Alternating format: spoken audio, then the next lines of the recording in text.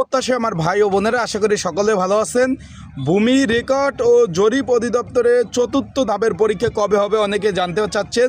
যেহেতু তৃতীয় ধাপের পরীক্ষা এই যে সেপ্টেম্বর মাস, রানিং মাস যে চলতেছে, এই মাসে 12 তারিখ কম্পিউটার অপারেটর মুদ্রক্ষিক এখানে এমসিকিউ পরীক্ষা হবে। এখন বিষয়বস্তুটা হলো এটা, যেহেতু তৃতীয় ধাপের পরীক্ষা, চতুর্থ ধাপের পরীক্ষা কবে হবে অনেকে জানতে চাচ্ছেন, আমাকে ফোন দিচ্ছেন।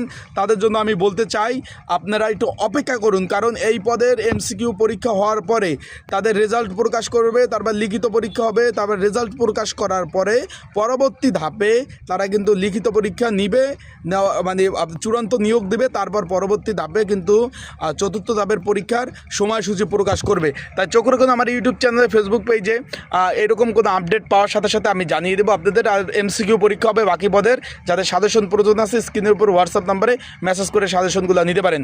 আর আপডেট পেতে চোখ রাখতে পারেন ইউটিউব চ্যানেল, ফেসবুক পেজে। আসসালামু আলাইকুম।